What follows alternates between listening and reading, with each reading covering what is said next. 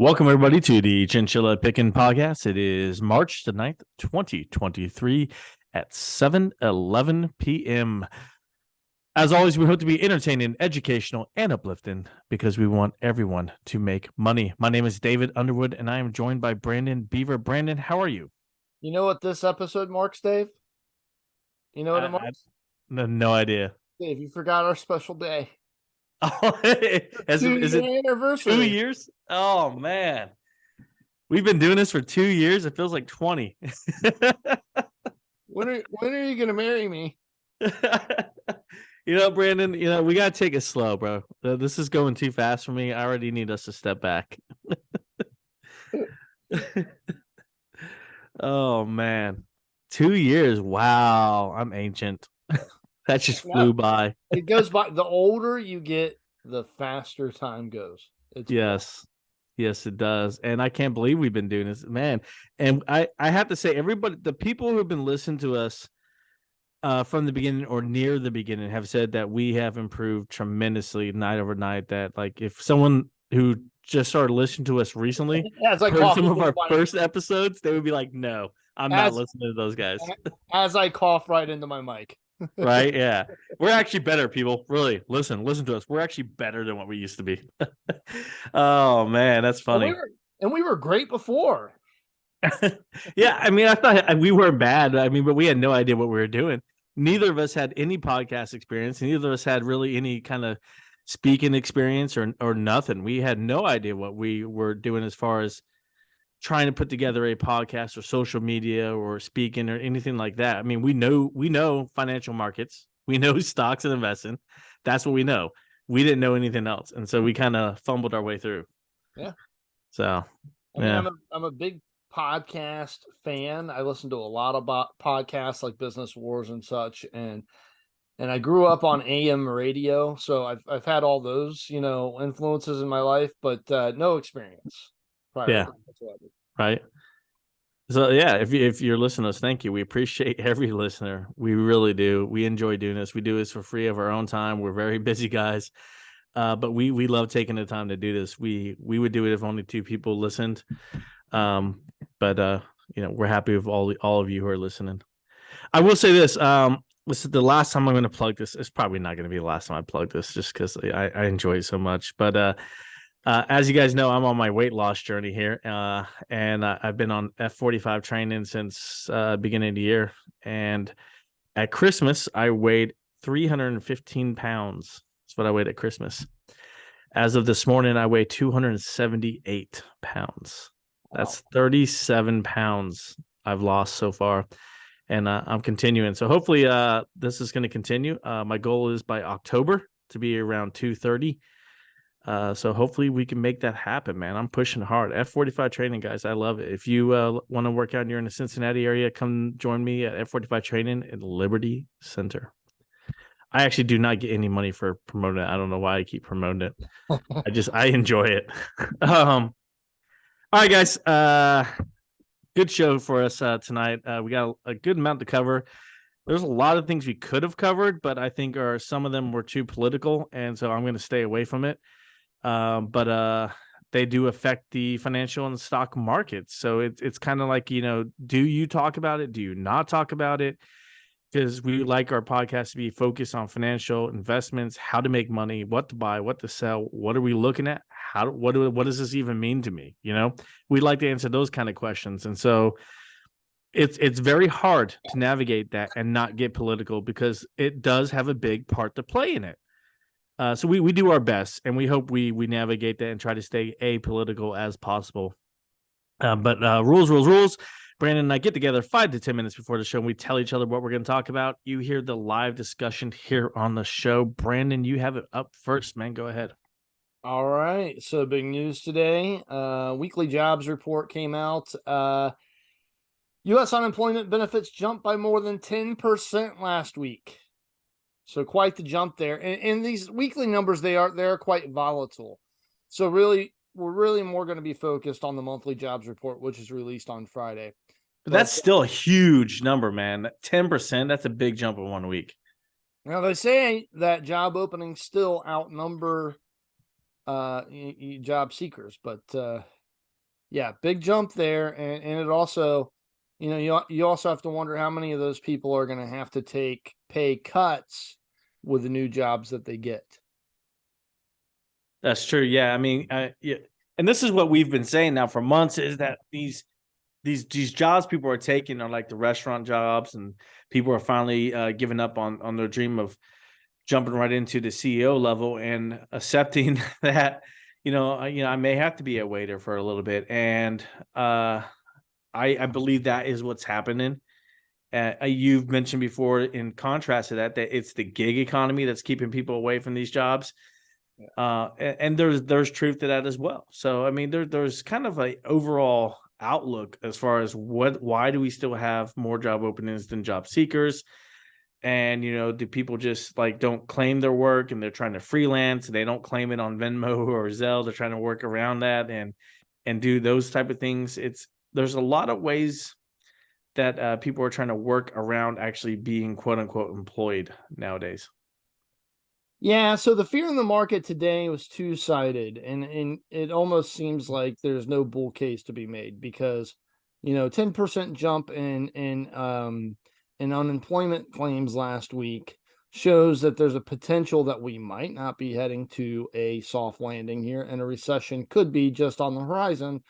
Meanwhile, on the other side of this, still saying that job openings outnumber employee or job seekers, and wage growth still remains intact at the moment. It has not increased with inflation, by the way. So, I mean, people often say that inflation is being caused by wage growth. Is not the case because wage growth is not equal to or above inflation. You're still losing purchasing power with inflation right now, even with the wage growth that's been had. It's been subpar. But with that being said, flip side of this. So either we're facing a recession or we still have the 3.4% unemployment and costs are still high. We still have the inflation and stuff like that. So either we got a recession coming or the Fed's going to continue to hike and increase interest rates for the foreseeable future, longer than we thought they were. Either way, not a bull case for the short-term economy. Go ahead, Dave, or for the short-term stock market, I should say. Yeah, and I agree. But I think the Fed made it very clear that they even said that they're going to raise their top line goal number of the interest rate, and they're going even higher with it. And I think they were very, very hawkish in their last statements in comparison to how they have been. And Powell was saying that we are going to go higher than that 5%, that 5.5% we said. We're going to go even higher, and we need to get back on being a little bit more aggressive with how fast we get there. Yeah. So I think your case scenario that the Fed's going to continue to raise rates at a fast pace is going to be the case scenario we're going to see, and it is going to push us into a recession because eventually the cost of money is going to be too high that people are just going to stop borrowing, and it's going to have an effect. And when I see that coupled with the household credit card debt still going higher every month, seems like a new historic level for American household credit card debt. I see these interest rates going higher, so that means the money that they're paying on that debt is going up. I concerned about the recession as well. I see it coming, and it's going to be deeper the longer that this economy holds out and withstands it. It's going to be deeper, I think. Now, there's a guy that says, and he's the CEO of General Electric, Larry Culp. Now, if you made a Mount Rushmore of CEOs of the American, workforce, I would put Larry Culp on the Mount Rushmore of. I would not. Okay, so GE, the stock now up 30% for the past 12 months. That's more than you can say for most stocks. GE Healthcare now up 41.33% since its spinoff on January 4th. And he said that a recession, it's really the last thing that's on his mind. He's just focused, on growth for his company and continuing to turn General Electric around. And he says the corporate cost should fall about $600 million this year. And that's about half of what the company recorded in 2021. And when GE Aerospace splits off next year, each should have about 150 to $200 million of corporate costs. And the remainder consists of legacy costs, which GE executives said they will locate to the two companies over the course of this year. Let me give you some stats here just about this, because I told everybody to buy this last year. So I'm going to pat myself on the back. I'm going to give you some stats. Go ahead. Well, before you get into the stats, man, I want you to explain this to me. How come one of the headlines I read about GE said that they can't say how many engines this is airline engines they're gonna produce next year because they don't know how well their supply chain is gonna hold up. Why did I see that as one of the headlines today from the GE? It was a concern about engines next year. So they see. Let me say this. GE did announce today, 2025 GE aerospace revenue growth will be in the range of low double digits to mid teens. That's not bad. And they do forecast an output of the LEAP jet engine that it co-produces with Safran, and this will top 2,000 in 2024. So, I mean, that's not really bad. I didn't see the headline that you saw. I saw that production this year, they're going to rise 1,700 or to 1,700 from 1,136, which was last year. So I saw actually like a forecast, at least in the LEAP jet engine. I don't know about the rest of it. I didn't see what you saw there. I'm looking for it. Keep going. But let's look at some stats here on the stock. We had the highest close since February 1st, 2018. On pace for the largest percent increase since September 16th, 2020. That was today. Up 5 of the last 6 days. Currently up 2 consecutive. That doesn't matter. Who cares about that? Up 11.6% month to date, 44.59% from January until now.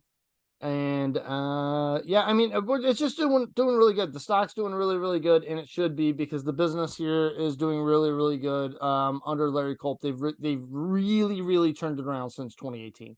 I don't think there's an argument that you can make that Larry Culp's not doing a good job here. As far as General Electric's healthcare company goes, that spun off on January 4th of this year, up 41% since the spinoff. They are a leader in medical imaging. Millions of GE MRIs, CT, PET, and ultrasound scanners in use around the globe. All sorts of, the articles that I got this from too. And patient care solutions and pharmaceutical diagnostics. About half of GE healthcare sales also come from recurring parts and services. So not only do they sell the product, but they service the product after it's actually out there. So it's continuously bringing in revenue for them. GE Healthcare had an operating profit of $2.7 billion in 2022, and they will probably have an operating profit of $2.9 billion this year. So, I mean, they got solid numbers, and I could not find the article. I'm not going to search forever, like, this whole show, but they have solid numbers, and they seem like, even with just say 15-20% growth in 1 year, that's great growth for a company that's been around as long as GE. I mean, that's like I would say 7-8 year startup growth. Yeah. So Al Root, he's a writer for DowJones.com. He's pretty prolific over there, actually, and I enjoy reading his stuff. He's one of the guys I respect. He says GE Healthcare expects to grow sales at about 3% annually while expanding profit margins to almost 20%. Now, that's the 3%. That sounds, but the growth and profit equation, if you match it to the market, this could yield earnings per share of more than $6 by the decade. That's $6 per share. And if it trades in line with what the S&P 500 would be, the average stock would be with those numbers, shares mid-decade would be about $110. That's a 20% annualized gain. So 20% a year is what you're thinking you're gonna get if you invest in which GE spinoff are we talking about here? That's GE Healthcare, and that's even after the 41% gain that it's had since January 4th. So you're estimating if I invest money in GE Healthcare, I'm going to get 20% gain a year off of it, which is better than I would say 99% of all mutual funds and 401ks out there that you're going to get. Right. So I mean that's a solid return. So if anyone asks like, "Was there a safe or long term investment, David, that we can do that we beat the mutual fund?" Well, there you go. Brandon just gave you one. Well, Um, SPY will beat the mutual funds on average, will it? usually will. And so Uh, if you're looking for safe and easy, I mean, there's no quarterly reports that you have to research when it comes to SPY. I mean, you can always just safe and easy. You could just short sell UVXY. Yeah, that's true too. That's, But then what if you get what if something like COVID happens again, or like you just hold through it. You hold through it. but it depends if you okay. So if you short it, that's fine. But if you're doing it with puts, they have expiration dates, and that could bite. Yes. Yes. If you're doing it with puts, they have expiration dates. But if you're just short and then, hey, Yeah. just hold it. don't, Yeah. don't buy back yet. uh, all right. So GE, solid stock, man. Solid stock. I don't have anything else. I mean, that was all I knew about GE, about the numbers today. I didn't really invest in, look into them. They're not on my watch list. And I have a pretty extensive watch list, but they're not on them. So I don't watch them continuously. I think Jack Welch it would be higher up the Mount Rushmore chain for me than current CEO. He'd be on there.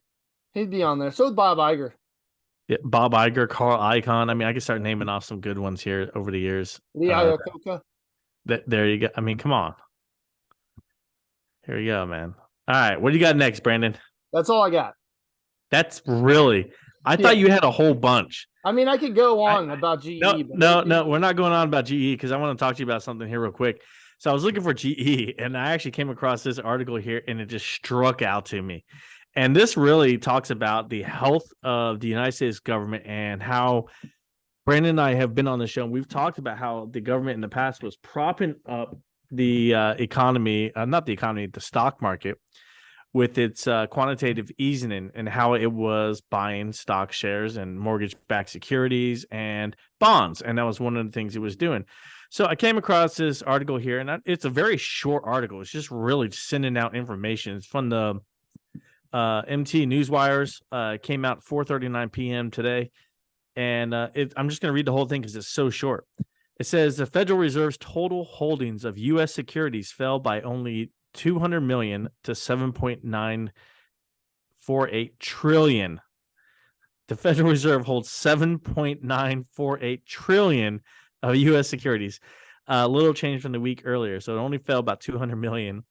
The Fed's holdings of U.S. Treasury securities accounted for the entire decline, as U.S. mortgage-backed security holdings were unchanged from previous week. So the whole decline in U.S. mortgage-backed securities, all the selling that was there was because the Fed is getting rid of its quantitative easing, and they are putting those securities back on the market, which they said they do, but not at the pace which they need to. But hold on, Brandon, there's more. But it says the total Federal Reserve assets increased by 2.6 billion to 8.34 trillion. That is ridiculous. The federal government has too much of our securities and mortgage-backed securities here, and the fact that they're moving the mortgage-backed security market because they're the only ones selling, because they have to unwind, because they said that we'll get rid of quantitative easing and we'll let go of some of this stuff off our books, which they need to do more of. It just shows you a sign of what's of how much they have really propped up that market. Thoughts on that, Brandon? Thoughts on that little headline I found? I think you should be able to buy a treasury and it beat inflation. I mean, it's really what it's supposed to do. But with them holding 7 trillion securities and a lot of it being treasury securities, I mean, that's why it's not beating inflation. And I think there's an argument to be made too that some people are buying into the treasuries, even maybe even retail investors and individuals and banks and stuff like that, people who aren't government, and maybe they're buying into it because they're afraid of a recession, which would potentially bring inflation crashing down. But other than that, no, I think it's mostly the government holding on to massive amounts of treasury securities that's keeping a lid on these things, because otherwise the 10-year yield should not be flat at 4% or just a little bit under it. Just doesn't make any sense. All right, so you are on the right track there, and I want to explain this to, and this is why I brought this article up that I found. I want to explain this to people who are new and listening, and they have no idea what we're talking about. Like, we're talking Greek to people listening right now. So I want to break this down to layman's terms.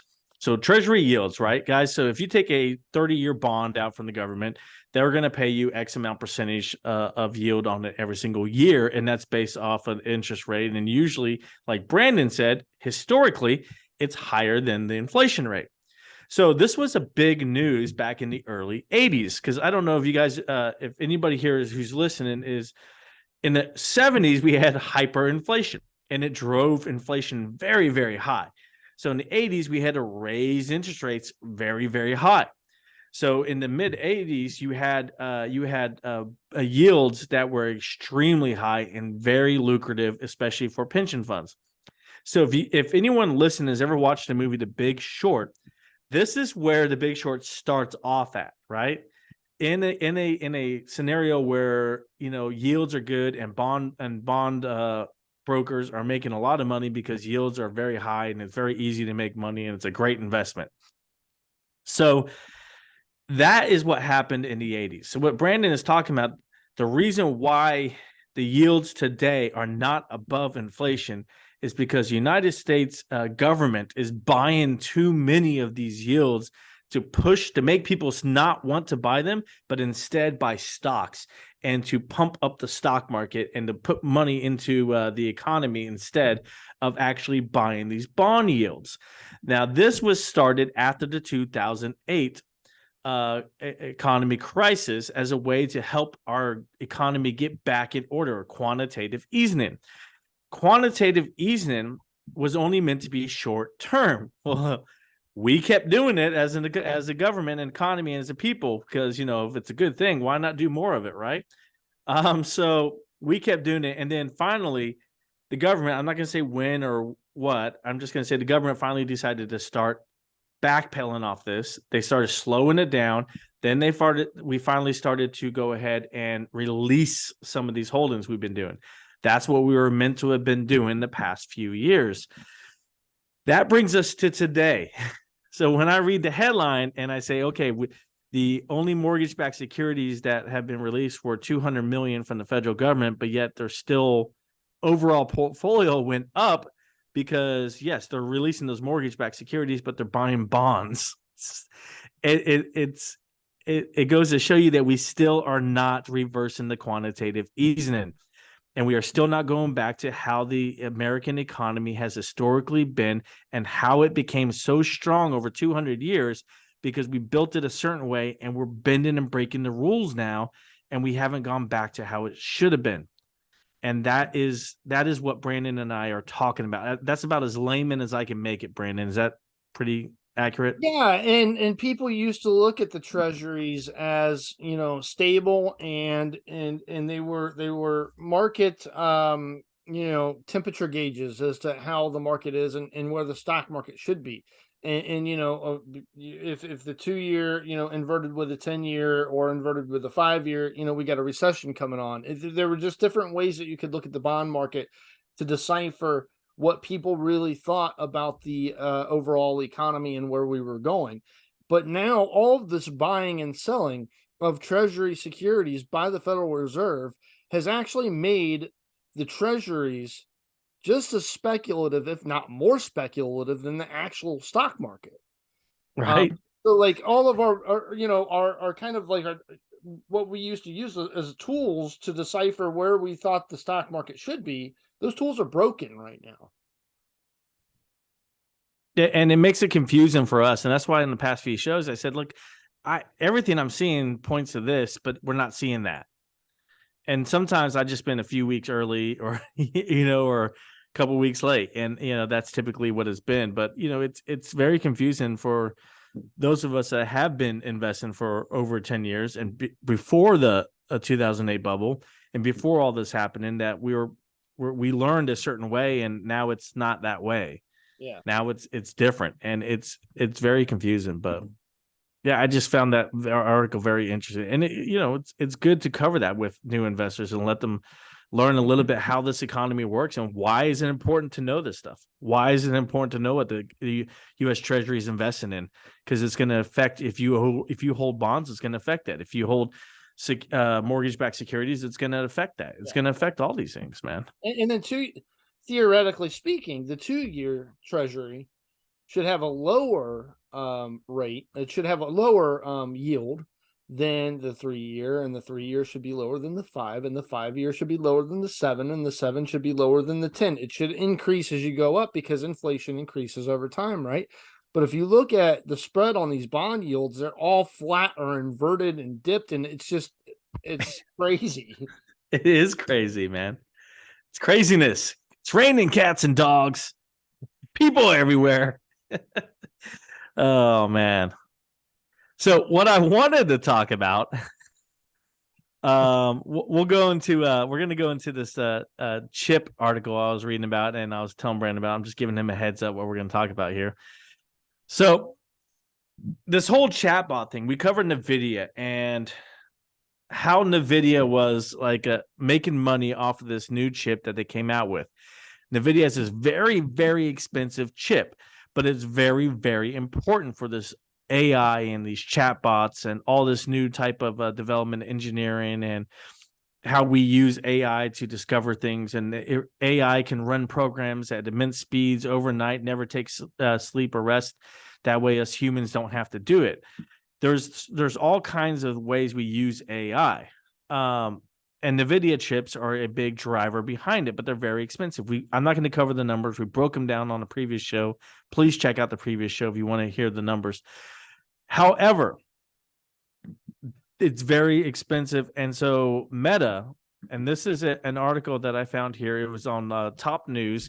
It's actually a Reuters article. And the headline says, Grok adapts, I hope I'm pronouncing that right, I'm probably not. Grok adapts Meta's chatbot for its own chips in race against NVIDIA. So Grok, what it is, it's a Silicon Valley chip startup. It's been founded by some engineers from some of the big companies such as Alphabet and so on and so forth. What they're doing is they're taking Meta's chatbot AI that Meta is using, and they're creating their own chip that can compete with NVIDIA. And that way that there's competition out there. Because currently, right now, NVIDIA has a market share of nearly 90% for all AI computing. And that's a harsh estimate. We don't know for sure, but it's about 90% market share. That's ridiculous for any company in one little sector there. But Grok's trying to compete with them, and apparently it's been working with Meta's chatbot AI. So this is a direct competition to NVIDIA. Now, my question, Brandon, for you, and I want to hear what you have to say on this, is with companies like Grok and others trying to compete with NVIDIA, coming out with these chips, and they actually start to work, is the pace of innovation so fast and so furious here that NVIDIA has to either start buying up these companies before they get headlines and make big news, or can NVIDIA keep pace with them, or does NVIDIA even need to keep pace with them because NVIDIA is the staple that we trust?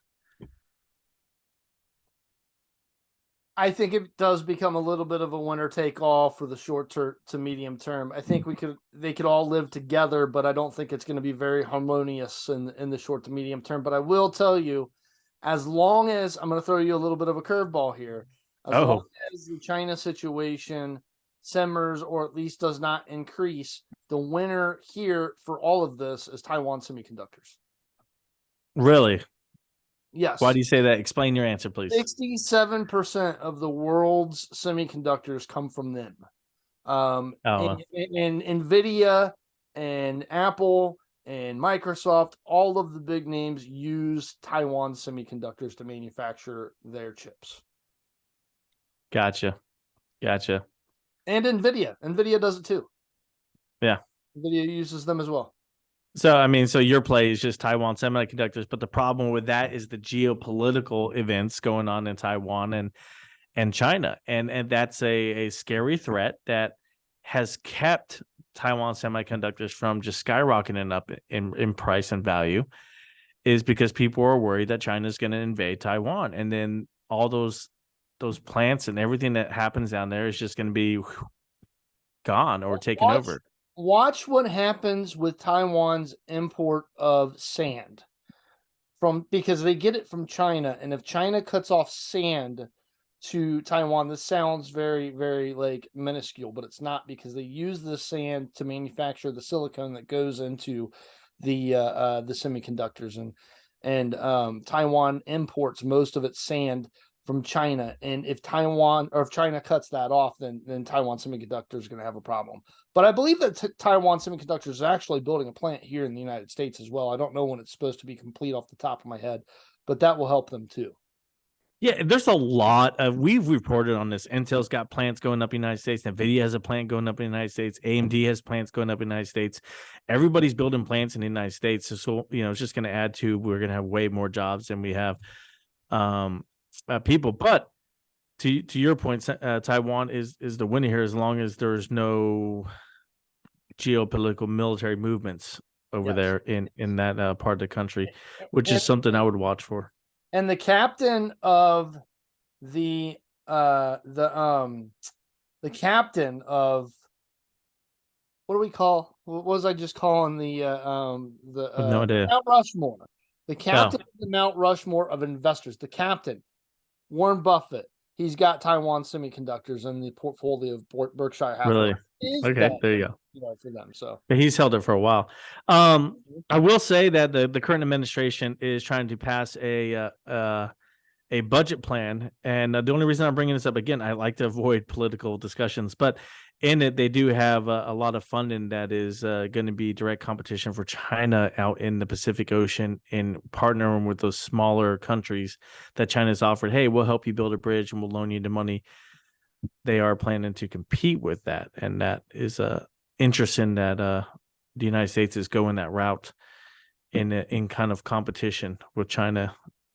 It's going to increase the hostility, I think, if something like that passes. So that's something to watch, because it's going to affect our semiconductors and our chips and availability. Are we going to be able to, if that all that goes through, do we have enough chips to build cars? Do we have enough chips to computers? Where do you give priority to? What gets the priority? Do we stop building cars? And now we all of a sudden used car value goes back up in value again because we don't have enough cars out there. Yeah. What do you do? What do you do? What's the priority if the semiconductor gets low?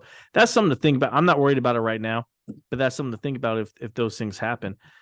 And all right, so of course, just overall inflation would not help the case at all. No, not at all. So Grok, I don't believe they're going to be make a huge dent in NVIDIA this year. I don't believe they have the capability to scale up to how NVIDIA is scaling up. But it's interesting that they are partnering with Meta, a big name company, and they're able to provide the services that Meta can actually use. So that's very interesting to me. That means they're close, but they don't have the infrastructure to scale up as needed. I do think they'll get bought out. You really? I do. Probably in 2 years. Within 2 years. Do you think it's in NVIDIA, or do you think it's a competitor like AMD or Intel?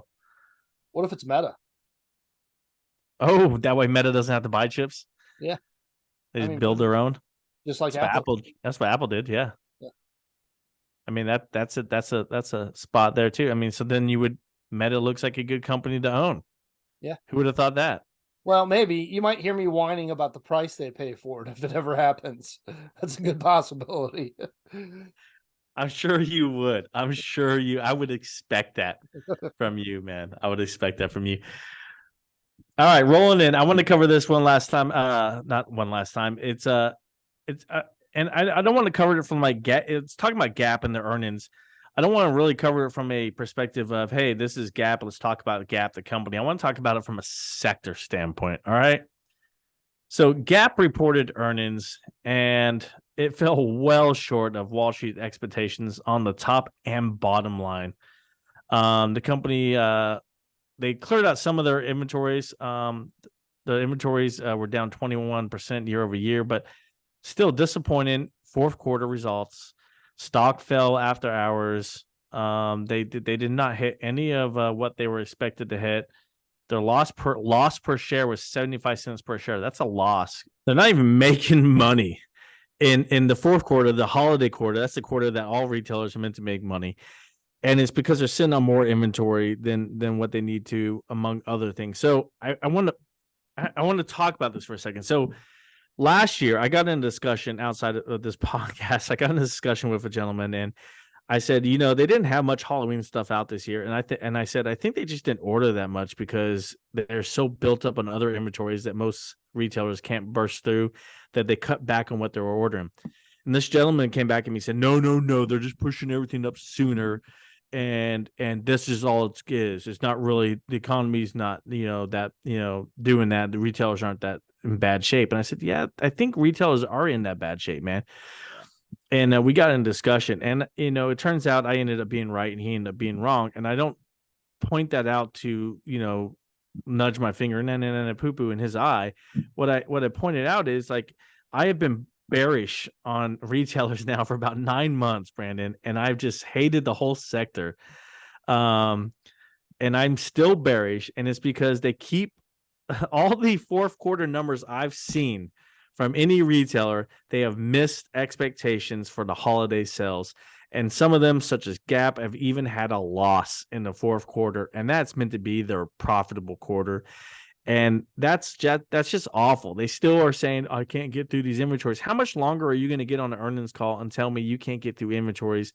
Is it going to be a year later? At some point, you just got to write that off and throw it away or something, or give it to a Goodwill, give it to homeless shelters, but just write it off and move on.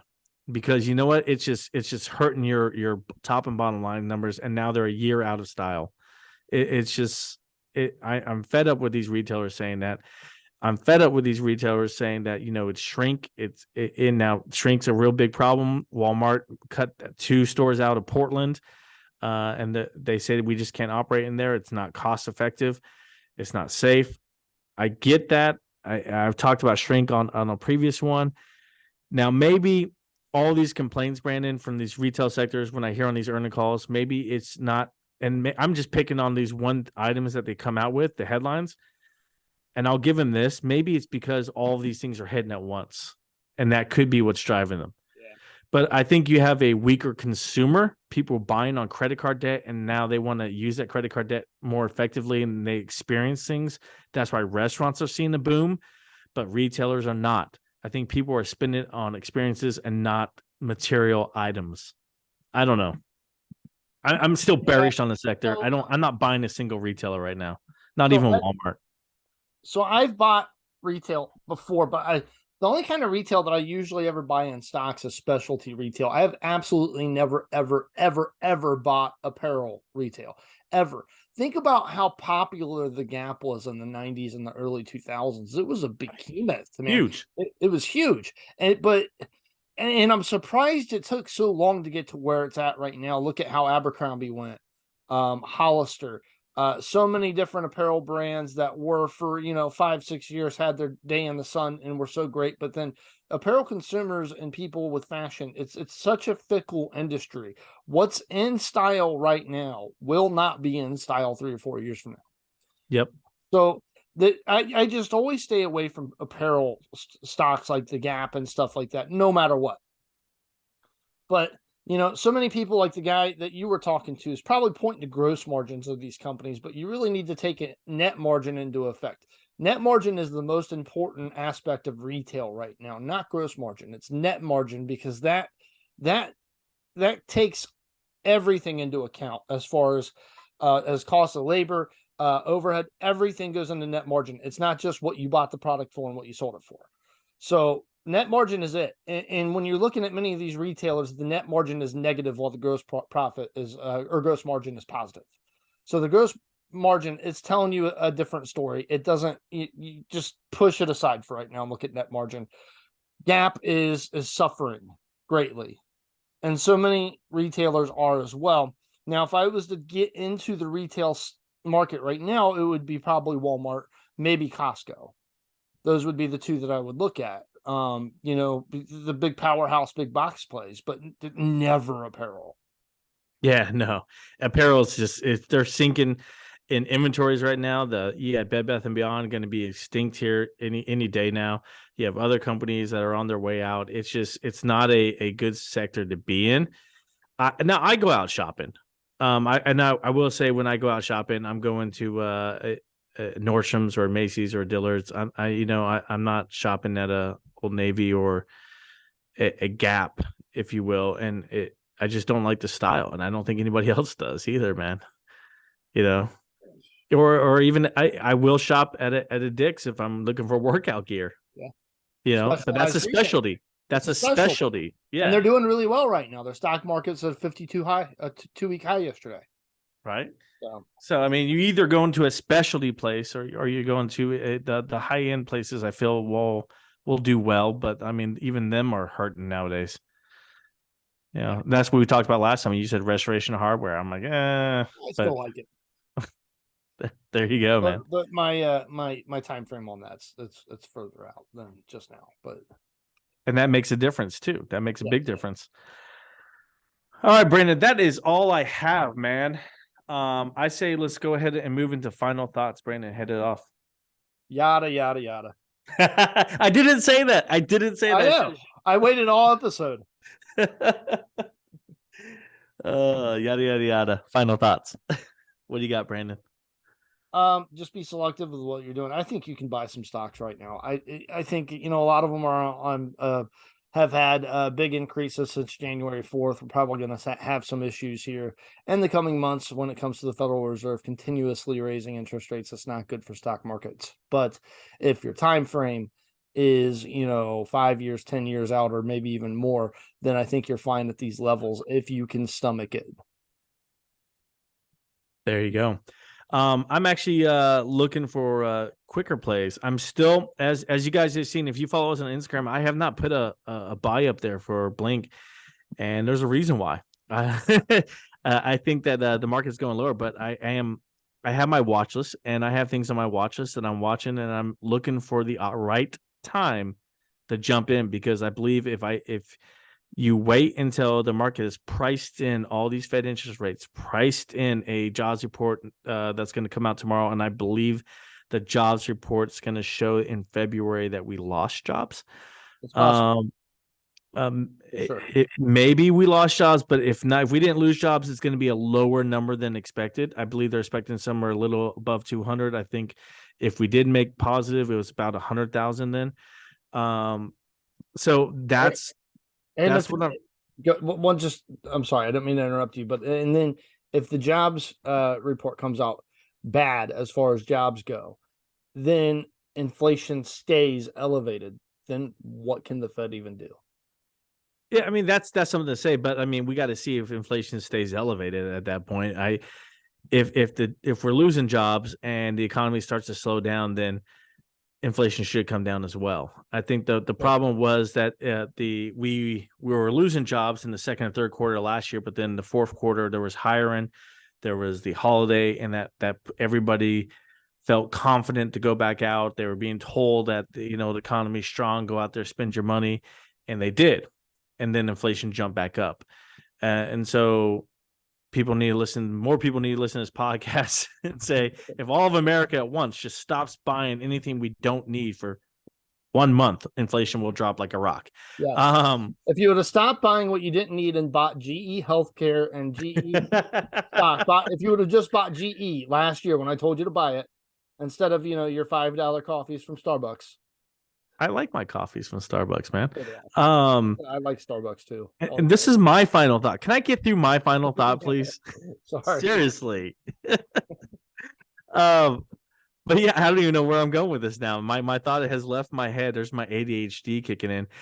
But yeah, look for opportunities, guys. Wait for more of these numbers to come out. I would definitely be waiting. I wouldn't be buying anything tomorrow. I would definitely be waiting until next week before I would make some big moves or buy anything at all option wise.